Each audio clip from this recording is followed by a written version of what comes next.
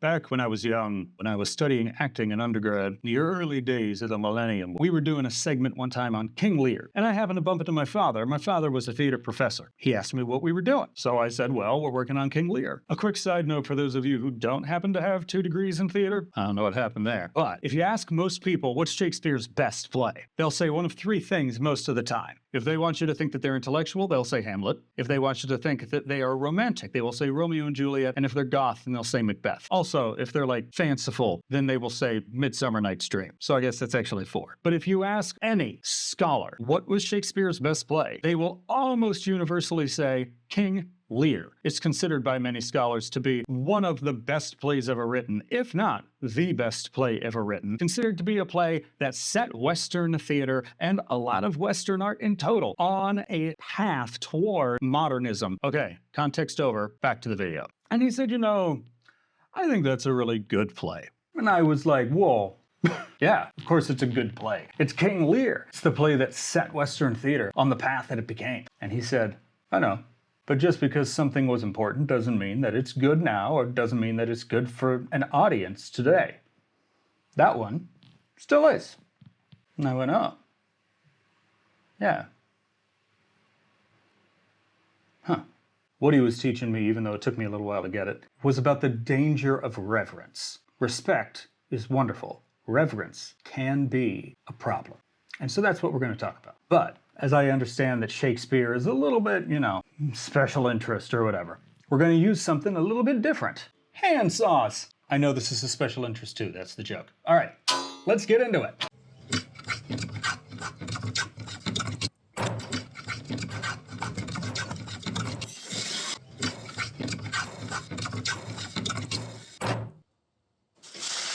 Most of the time when you ask somebody, what's the difference between a Western-style saw and a Japanese-style saw, they'll say, oh, that's simple. See, the Western-style saw cuts on the push, while the Japanese-style saw cuts on the pull. And they'd be right. But why? In traditional Western woodworking, we push most things, like planes. And why do we do it this way? Well, this is the way that it's developed over a few thousand years. When you look back to ancient Rome, they used to work at benches you would sit down on, and then you would use your body, mainly, as the work holding, along with a few pegs and things like that. Now, we have other work holding devices, like planing stops, vices, clamps, holdfasts, so on. And you're meant to work at a Western-style workbench while standing. So if that's the way that it developed in the West, how did it develop in the East? This is where most traditional Japanese woodworking took place. I mean, not on my shop floor, but on the floor, on a mat, at a bench that was about yay-ish high-ish, give or take.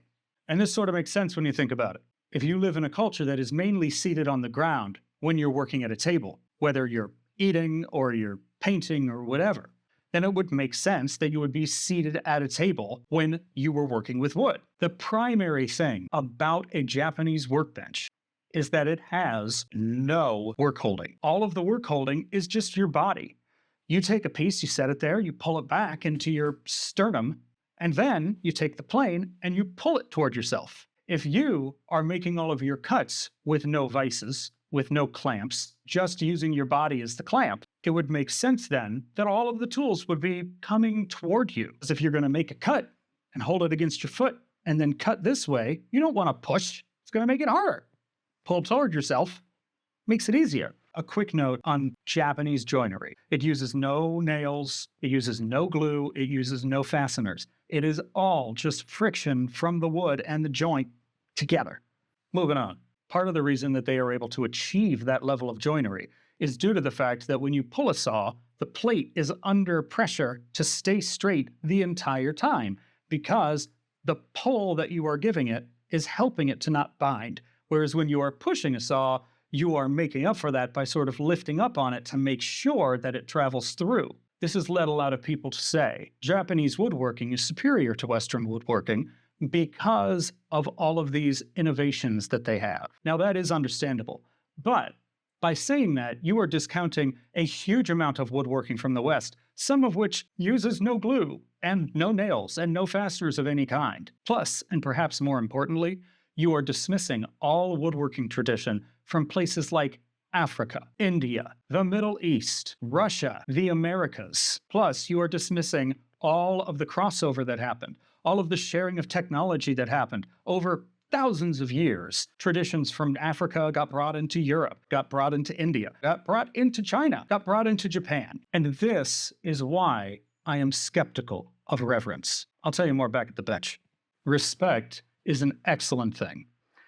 Reverence is a tricky thing. If you respect someone, you can learn what they're doing. You can incorporate it into what you're doing, and you can create new, wonderful, interesting things. What I'm getting at is that it can be really, really dangerous to hold one thing up above everything else and say, this is the best way. It's the same as the old saying that you should never trust somebody who tells you that they're the only person with the right answer. Even in this video, you shouldn't just believe me because you watched this video. You should look some other stuff up. Now, some people might say, well, the whole idea of a mentor is that you're supposed to hold the mentor in reverence.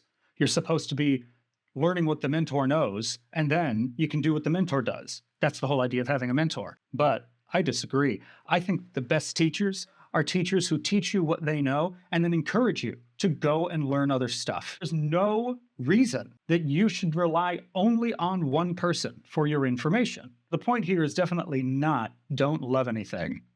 The point here is give yourself permission to look at the way that things are done elsewhere and to learn from it without having to ask yourself, is this better than the way that I do it? Because it doesn't have to be better or worse. It's a different way to do it. And that's all it needs to be. If it's a way that you like better, great. If it's a way that you don't like better, it's fine. Doesn't matter. You can do the thing you did before. And if you want an example of what it looks like when somebody who's held in reverence does something that's just not up to snuff, read Shakespeare's Two Noble Kinsmen. It's a god-awful play. Just terrible. Thank you so much for watching. If you would like to help me out, subscribe, comment, like, the usual YouTube stuff. I also have a Patreon, which I know is incredibly original. There's a link in the description. There's a link in my bio. And becoming a patron, becoming a subscriber, liking, commenting, all of that stuff. It helps me make more stuff like this. It helps me make more of the shorts that I make. It helps me, with the whole to-do, the whole thing. Thank you so much for watching, and I'll see you next time.